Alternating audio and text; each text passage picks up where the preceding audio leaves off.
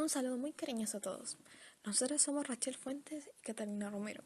En este video daremos una clase sobre las transformaciones de la materia, enfocándonos en la teoría del enlace.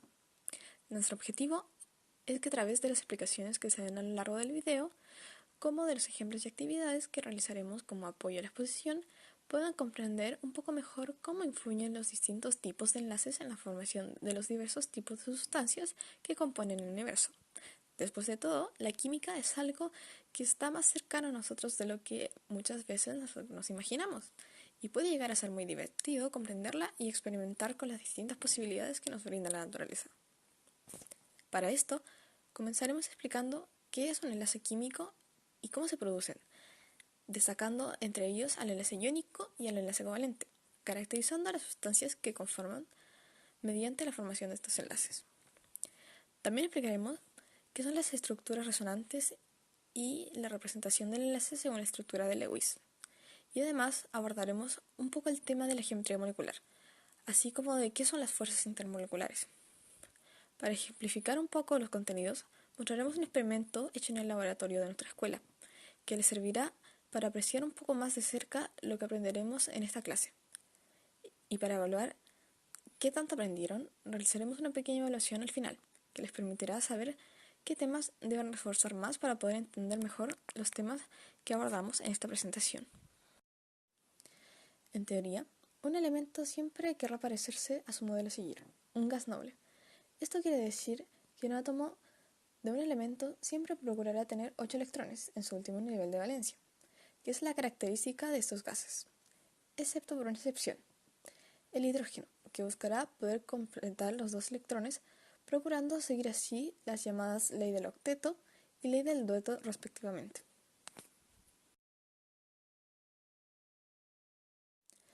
Para lograr esto, es que los átomos se unen entre sí, formando los llamados enlaces químicos, los cuales pueden definirse como la unión entre 2 o más átomos que tiene como fin lograr la estabilidad, que es cuando completarían estos 2 u 8 electrones.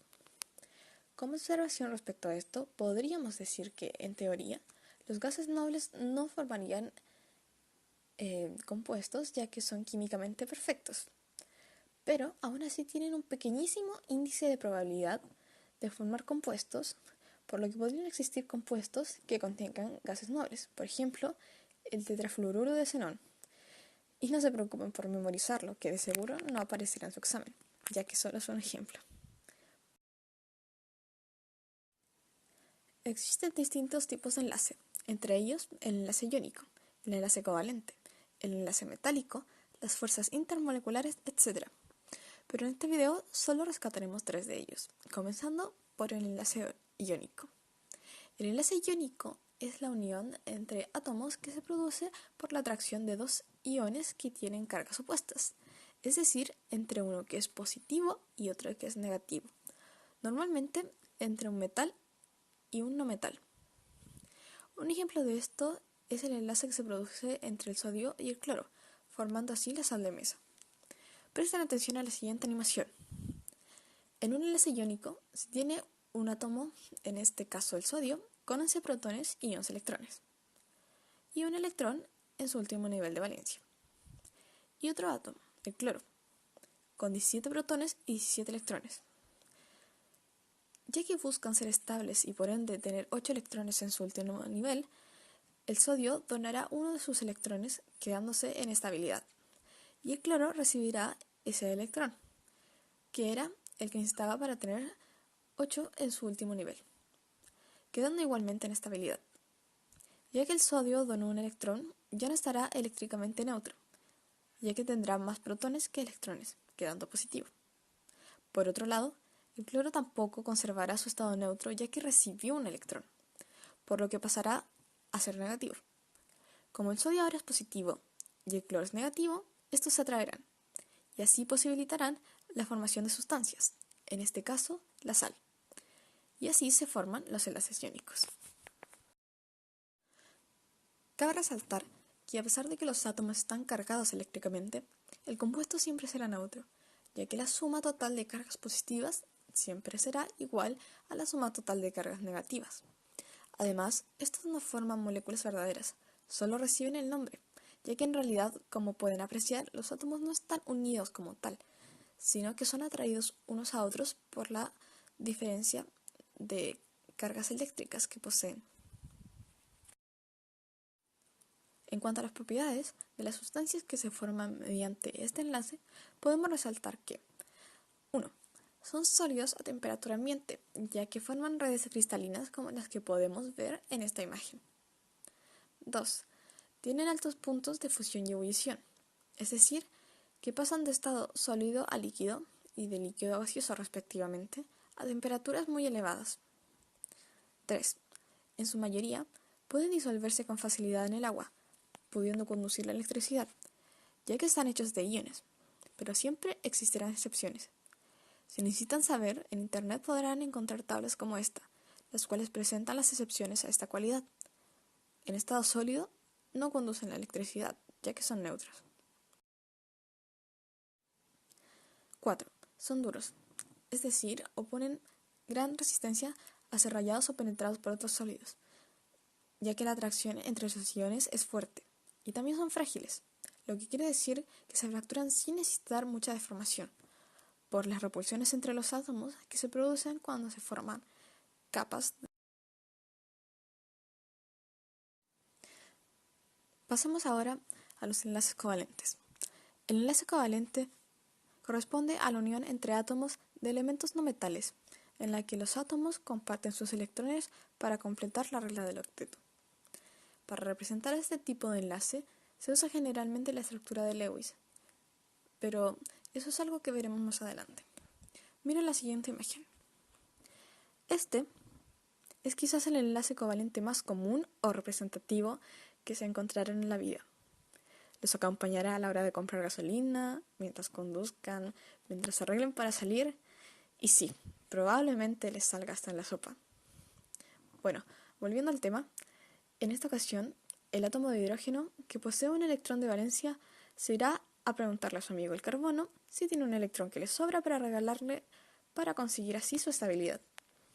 Algo así como cuando le pides a un amigo que te dé un consejo o algunas palabras de ánimo cuando estás triste.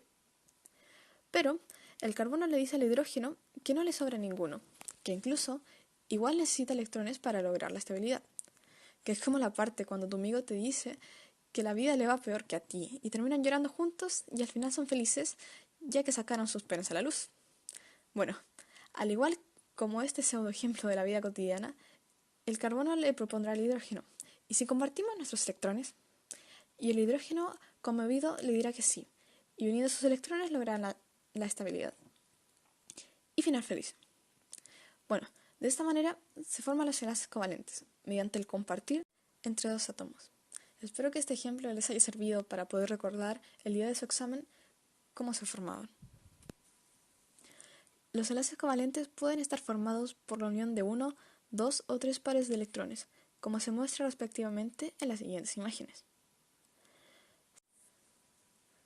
Según su polaridad, definida por su electronegatividad, que se define como la capacidad de un elemento de atraer electrones, podemos tener enlaces covalentes polares, que son aquellos cuya electronegatividad es mayor a 0.4, y los apolares, en los cuales la electronegatividad es menor a 0.4, como pueden ver a continuación.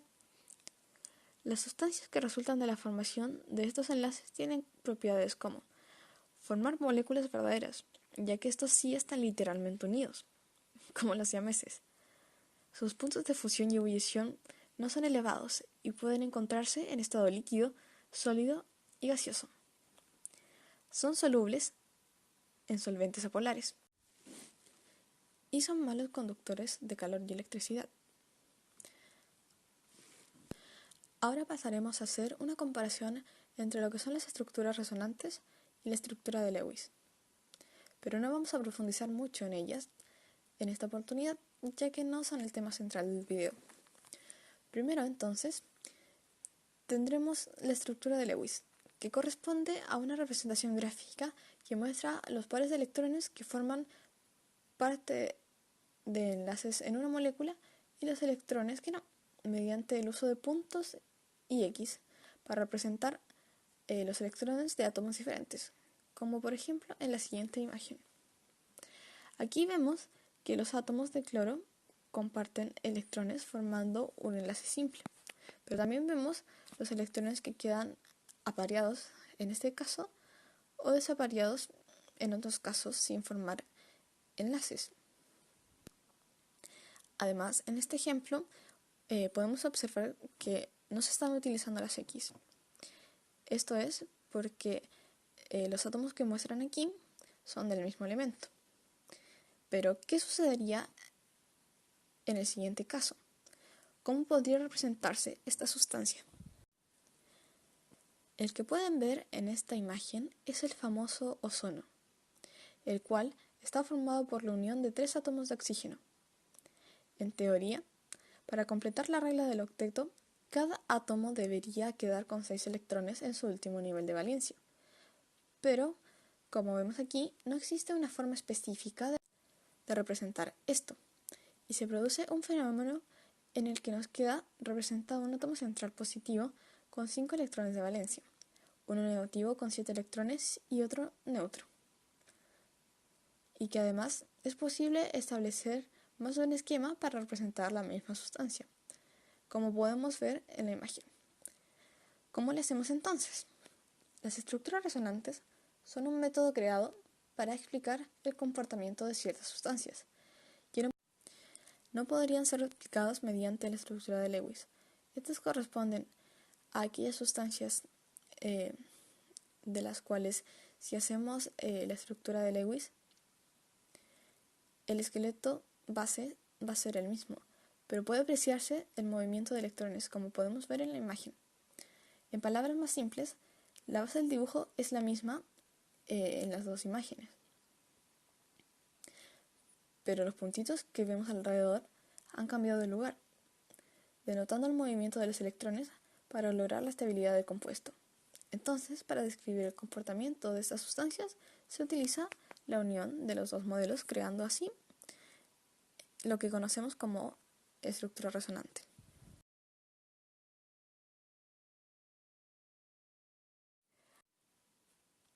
Continuaremos ahora con la geometría molecular. La geometría molecular busca representar la distribución espacial que tienen los átomos en una molécula, ya que los átomos que la constituyen son tridimensionales. Para representarla, se usa el modelo BSEPR, que son las siglas para repulsión de los pares de electrones de la capa de valencia, que es una simple extensión de la teoría de Lewis y sirve para predecir la forma geométrica que adopta una molécula compuesta por varios átomos. Para identificar qué geometría tiene un compuesto, primero se debe identificar el átomo central. Luego se dibuja su estructura de Lewis y se encuentran los pares de electrones que forman y no forman enlaces. Dentro de los diferentes tipos tenemos la lineal, que es aquella compuesta por un átomo central y 2 átomos a sus costados, uno a cada lado, formando un ángulo de 180 grados, como por ejemplo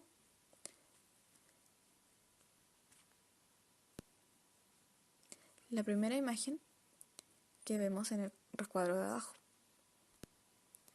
En segundo lugar, tenemos la geometría plana trigonal, que corresponde a 3 pares de electrones en torno al átomo central, separados por un ángulo de 120 grados. La que vemos en segundo lugar en la imagen de abajo. En tercer lugar tenemos la geometría tetraédrica, que son 4 pares de electrones alrededor de un átomo central, ubicados con una separación máxima que equivale a un ángulo de 109.5 grados. La tercera imagen.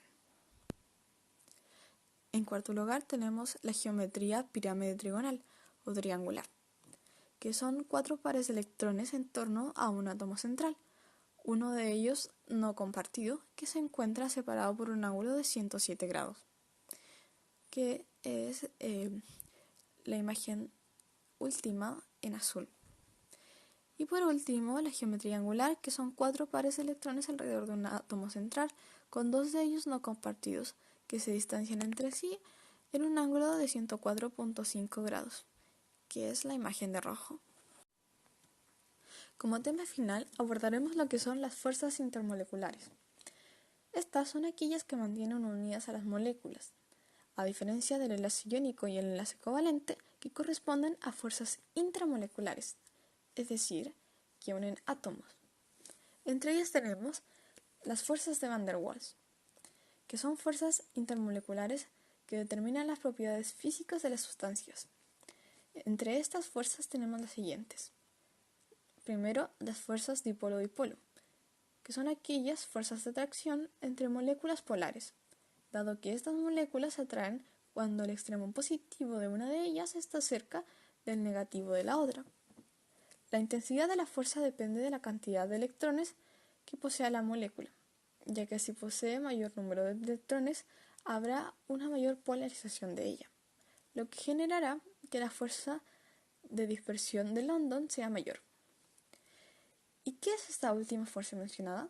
Simplemente es el resultado de la atracción entre los dos extremos positivo y negativo de dipolos inducidos en moléculas adyacentes.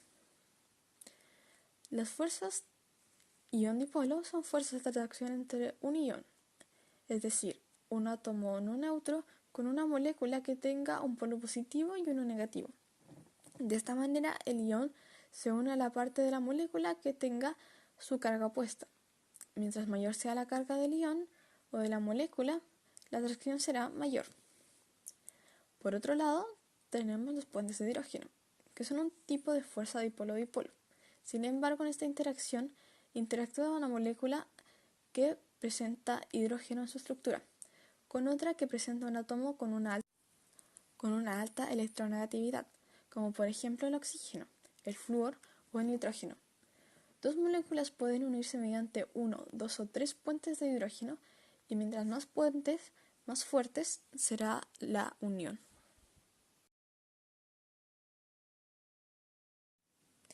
Bueno, ahora les mostraremos nuestra actividad de laboratorio.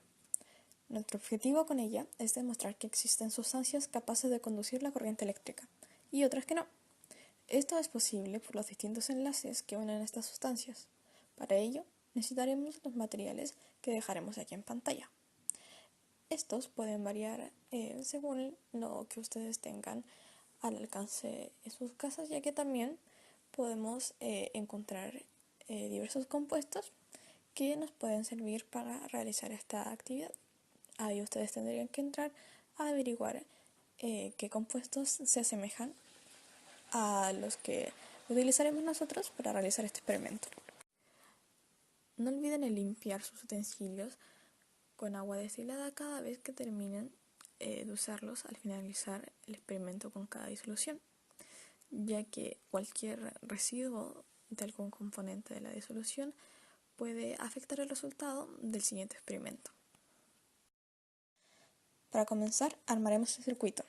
Como salió en la lista de materiales, venden unos packs que traen las piezas listas para armarlo. No entraremos en mucho detalle en cuanto a esto, así que observen lo que hago yo con mis manos. Y si les resulta difícil, después podrán ver que el que utilizaremos realmente es una versión muy simplificada, muy fácil de hacer, que de igual manera nos servirá para realizar el trabajo.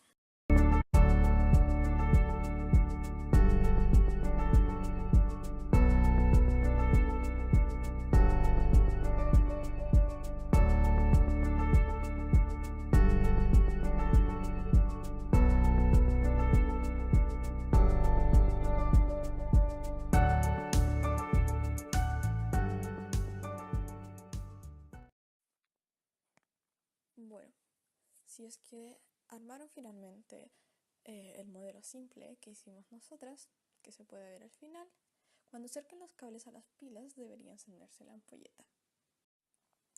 La primera disolución que hicimos fue de bicarbonato con alcohol. El bicarbonato por sí solo no conduce la corriente eléctrica, pero sí al disolverse en el agua. Por otro lado, el alcohol tampoco es un buen conductor eléctrico, entonces al juntar esas sustancias no pudimos hacer que la ampolleta prendiera. ¿Pero por qué? El alcohol está conformado por enlaces covalentes y el bicarbonato de sodio por enlaces iónicos que unen al sodio con el resto del compuesto. Esto impide que el bicarbonato se disocie, es decir, que se separe en iones como lo haría estando disuelto en agua. El agua por sí sola, en estado natural o puro, no es buena conductora eléctrica, pero sí una disolución de una sal en el agua. Entonces, lo que verdaderamente debimos haber hecho para que el bicarbonato pudiese conducir la electricidad debió haber sido sumergirlo en agua, mezclarlo y formar una disolución, para que así se formaran iones que al estar rodeados por una capa de moléculas de agua podrán conducir la corriente eléctrica. Esto gracias a que el lado negativo del bicarbonato de sodio se unirá con el lado positivo de la molécula de agua y el lado positivo del bicarbonato se unirá con el lado negativo de las moléculas de agua. Lo segundo que hicimos fue disolver sulfato de cobre en agua. El sulfato de cobre también tiene naturaleza iónica y es un buen conductor de la electricidad al disolverlo en el agua. El sulfato de cobre es aún mejor conductor de electricidad que la sal. Los materiales que utilizamos el día de hoy para este experimento son algo difíciles de conseguir, pero lo que ustedes pueden hacer en sus casas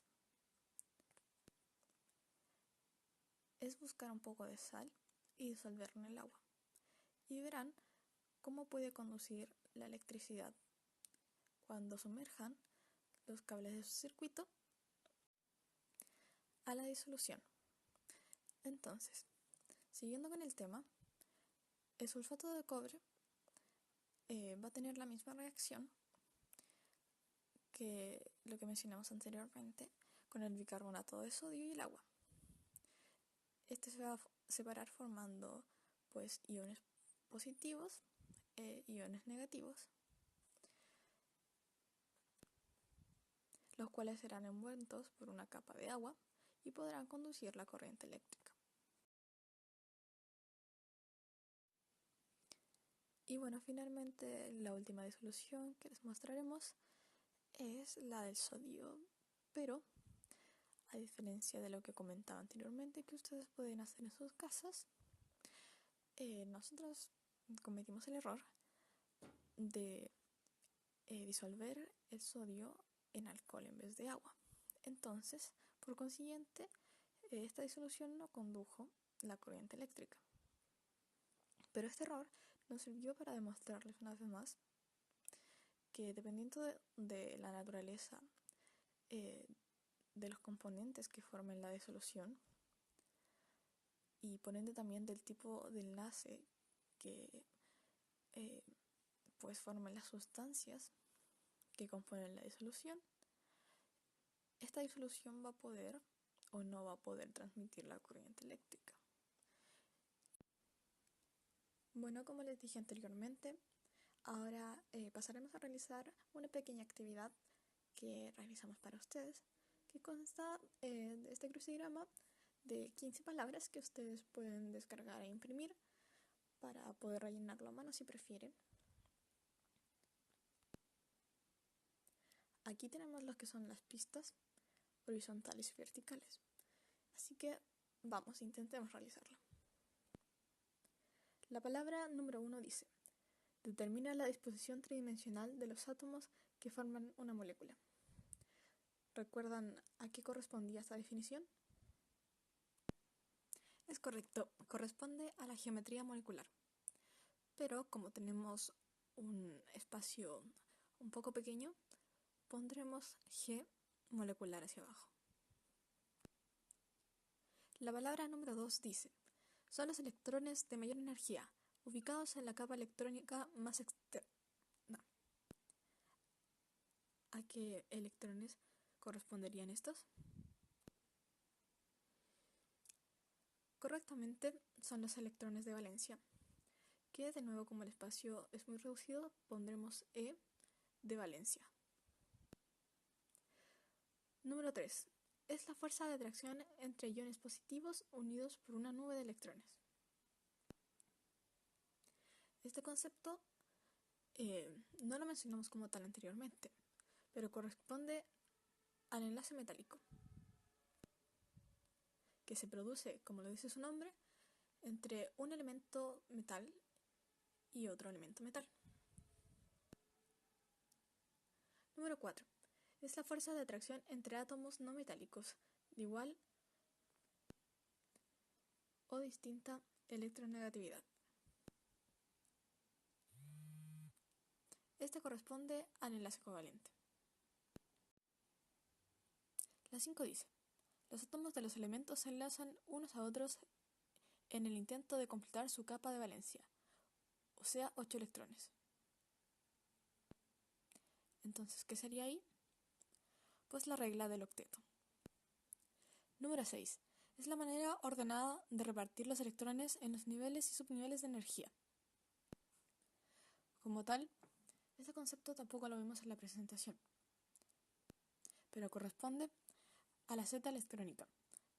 Entonces pondremos C electrónica en el crucigrama, la cual corresponde a un método para ubicar en los distintos niveles de energía pues un electrón. La palabra número 7. No tiene carga, se encuentra dentro del núcleo.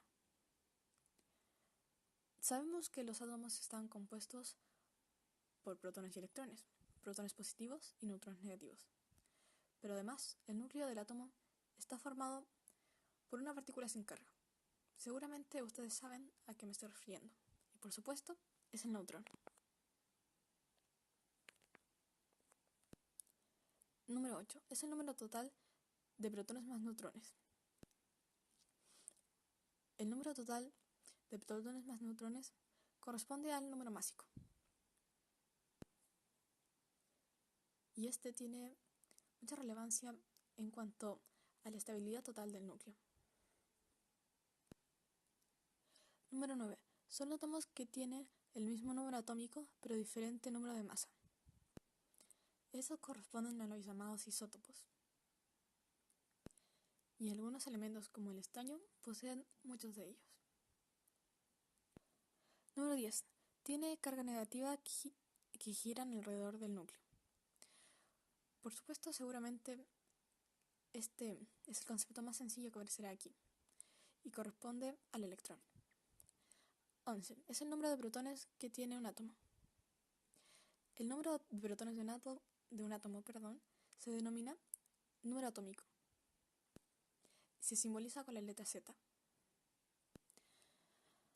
12. Son fuerzas de atracción que unen las moléculas que forman las sustancias covalentes. Si recordamos el mapa de fuerzas que mostramos anteriormente, podremos identificar que estas son las fuerzas intermoleculares, que abreviaremos como F intermoleculares en el crucigrama. 13. Tiene carga positiva que se encuentra dentro del núcleo. Dentro del núcleo, la partícula que tiene carga positiva es el protón. 14. Es la fuerza de atracción entre iones positivos y negativos. El tipo de enlace en el que mencionamos que se formaban iones y por esto los distintos átomos terminaban atrayéndose entre sí era el enlace iónico. Y por último, el número 15 es el conjunto de fuerzas que mantienen unidos a los átomos, iones o moléculas. Y este, pues, es el concepto central de nuestro tema de hoy, el enlace químico. Espero que estos conceptos les hayan servido, pues, para aclarar un poco del vocabulario básico que contiene esta unidad, que probablemente les servirá para entender mejor cuando sus maestros les estén dando la clase. Bueno, aquí va siendo el fin de la presentación. Esperamos que les haya servido para aprender un poco más sobre este tema. Y como resumen e integración de todo lo que vimos, podemos decir que, en teoría, todos los átomos aspiran a ser algún día como los gases nobles, es decir, a tener 8 electrones en su último nivel de valencia, o 2 en el caso del hidrógeno. Para hacerlo, forman distintos tipos de enlaces químicos, entre los cuales podemos destacar el enlace iónico, en el que un átomo le dona un electrón a otro, como en el caso del cloruro de sodio, para que así ambos puedan lograr su estabilidad, formándose así un ion positivo y un ion negativo que se atraen, formando así diversas sustancias, como en este caso la sal de mesa. Dentro de sus propiedades teníamos que eran sólidos a temperatura ambiente, que podían formar disoluciones en su mayoría, porque habían excepciones, que podían conducir la electricidad si estaban estas sales disueltas en el agua, y que también eran duros y frágiles. En segundo lugar teníamos el enlace covalente. Este se caracterizaba por el compartir de los electrones, en el que dos átomos se unían, logrando la estabilidad, ya que lograban completar el último nivel de electrones. Estos enlaces podían ser simples, dobles o triples, o también podrían ser covalentes polares o covalentes no polares. Entre sus propiedades estaban que formaban moléculas verdaderas, sus puntos de función y ebullición eran bajos, podían estar en estado sólido, líquido o gaseoso, eran solubles en solventes apolares y eran malos conductores del calor y la electricidad. Posteriormente hicimos una comparación entre la estructura de Lewis y las estructuras resonantes, y dijimos que habían ciertas sustancias que no podían ser representadas por la estructura de Lewis, por lo cual se había creado esta manera de representar o de diagramar los compuestos químicos, y explicamos el ejemplo del ozono. Después pasamos a lo que era la geometría molecular y dijimos que era representada por la repulsión de los pares de electrones de la capa de valencia. Y pasamos viendo diferentes tipos como la geometría lineal, la triangular, la tetraédrica, la angular y la pirámide trigonal. Finalmente hicimos una pequeña distinción entre fuerzas inter e intramoleculares y vimos fuerzas intermoleculares como las fuerzas de London, las fuerzas de Van der Waals y los enlaces puentes de hidrógeno. Posteriormente mostramos una pequeña actividad de laboratorio de la cual pudimos concluir que los tipos de enlaces con los cuales se forman las diferentes sustancias son capaces de atribuirles cualidades como por ejemplo la capacidad de conducir o no la electricidad. Y finalmente realizamos la pequeña actividad del crucigrama. No tengo mucho más que decir y les agradezco mucho por su atención. Espero que les vaya muy bien y que Dios los bendiga siempre. Nos vemos.